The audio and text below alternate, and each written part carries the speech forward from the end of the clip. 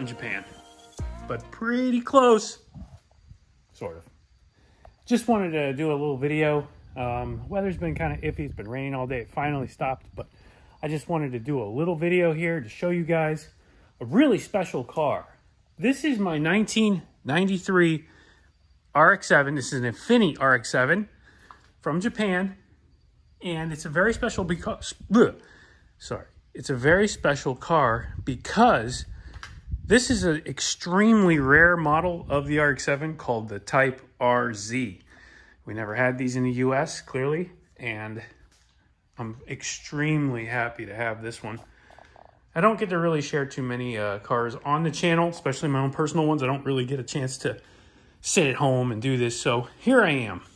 This is my 93 Type RZ FD3S. I imported this car about 4 years ago, 3 or 4 years ago.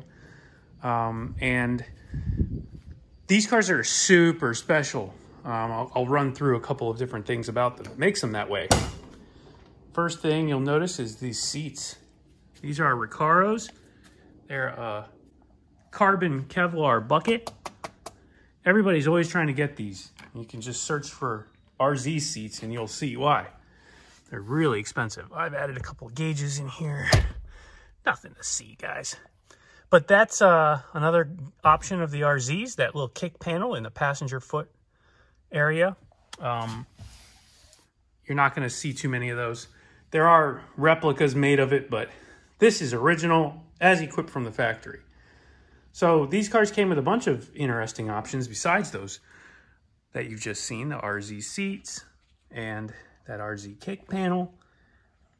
There's also 17-inch BBS wheels as standard.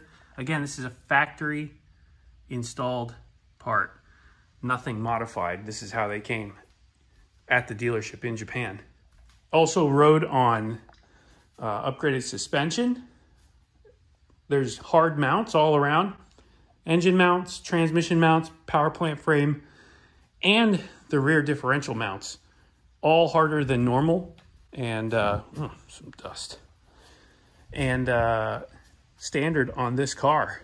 So another cool option of the RZ. Now, I have the original wing. This is a feed wing that I put on the car. I just love the look of it. But it's easy to take off. It's just a bolt-on deal. It's nothing's been modified. And I have the original wing sitting at the shop. And the original wing for the RZ is nothing special, so it didn't really hurt my feelings to take it off. Also, the feed titanium Sonic TI exhaust on this bad boy as well.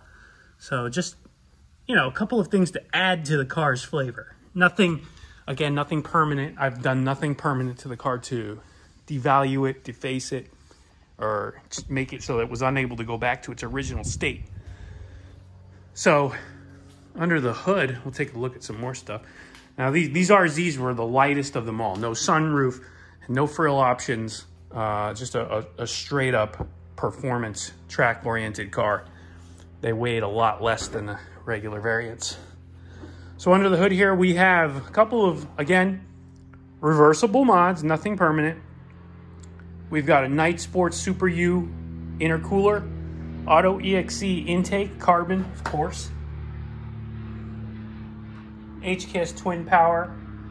We have a feed carbon upper intake manifold cover, and really not too much more under the hood. RE overflow tank, factory back battery location, which is pretty cool in my opinion. You don't have to do anything to fit that intercooler.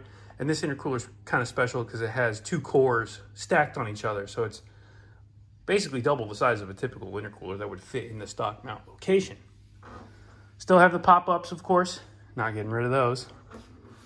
And we've also upgraded the injectors on this one. The secondaries are a 2000 cc. So fuel system's a big deal on these cars. You don't want to skimp on it. Controlling the fuel system. Oh, also forgot to mention, this is stock sequentials still. And there's a factory air pump still in place. But stock sequential turbos, still working perfectly. Redid all of the solenoids, still in the factory stock sequential orientation. I haven't changed anything there.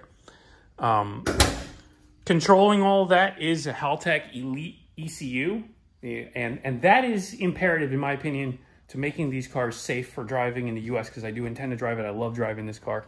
The Haltech Elite ECU allows us to maintain the sequentialing functionality. So it actually adds a little bit of extra to it, because I'm actually allowed to add an extra access to that table for by gear control. So we've done that as well.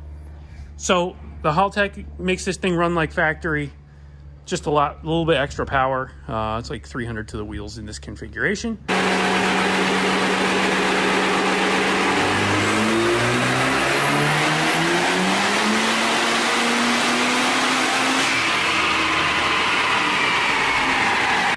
And it's just a blast to drive it. You can see some driving videos on this channel.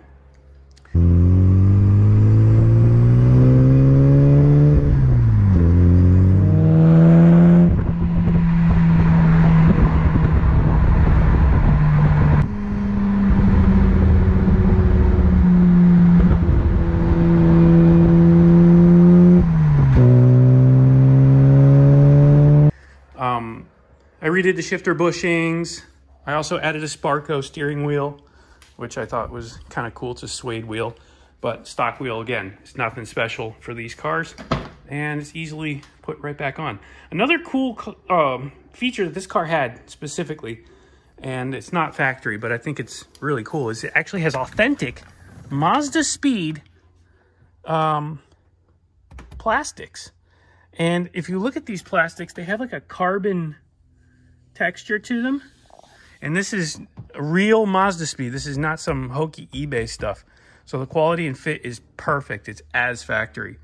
So a really awesome addition to this. Again, not RZ specific, so it doesn't bother me so much. And I think it looks really cool. So all around, just a nice interior with the Recaros. Very lightweight, very Spartan, and it just works as prescribed. The other feature too that these cars have, let's see if you can see it here. Hard to see, but on the doors, there's a bolster right here for your knee, and there's also one down here for your left knee, and it's on the center console. So only the RZs have that. Really, really interesting little feature.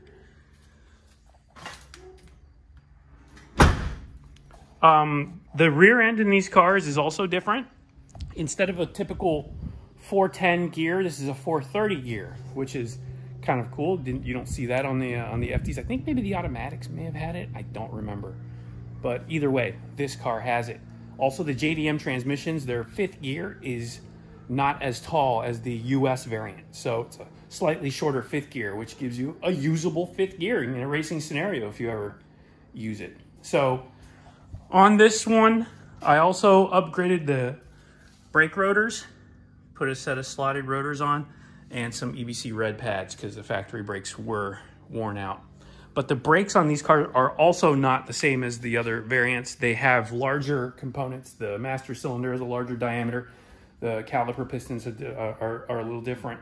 So there are some differences on the RZ, which makes the braking better than the rest. So that's another cool feature.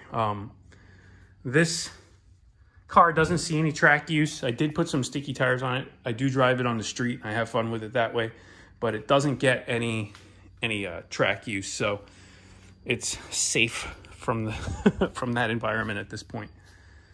But who knows? I might get a wild hair and have some fun with it. But let's see. I'll pop the back and show you. There's nothing really too much different from in the back section here, but replaced, look at that, you don't see that on most FDs. Replaced the struts in the back to not have a falling hatch. So back here, typical stuff, spare tire, blah, blah, blah, but you can see there's no Bose system. It's all very lightweight. And also a lot of the JDM cars had plastic, or I mean rear seats, I'm sorry. And this one has plastic bins, which are lighter than the rear seats. So that's another added feature. And of course, if you did want to go racing, all of that stuff can be removed from the car, interior-wise, and you can really get this thing down to nothing. The factory weight for, I think, most of these is about 2,900 pounds, 2,850, somewhere in there. The RZs are about 200 pounds less. And they could even get lighter, too. Some of them were optioned with no AC, no radio, nothing. So you can really get a lightweight car out of this package. So hopefully you guys enjoyed that. Hopefully I didn't miss anything serious, and if I did, please let me know. But anyway, that's my 1993 Infiniti RX7 Type RZ. And another cool feature too, another cool little piece of history about these RZs that a lot of people don't know. The Z in the name RZ stood for zero, and zero is a very important namesake in the Japanese culture because of the fighter pilots in World War II that flew the Zeros, the Mitsubishi Zeros. And so they took that and they've applied it to some automotive stuff. It's a sacred namesake, and I'm extremely, I'm going to say I'm proud because it's not my heritage, but it is interesting heritage to share. So I'm proud to have the car, and I hope you guys appreciate some rare Japanese. They only made 150 of these in '93, so this is technically the rarest FD ever mass-produced, or not say mass-produced, ever produced in a factory. There was a model called the SP, which was produced in Australia, but it was a modified car. It was not factory original. This is factory original, so it is technically the rarest FD3S ever produced, and this is one of them, one of 150. Thanks for watching, guys. Check out the other videos if you want to see this thing in action.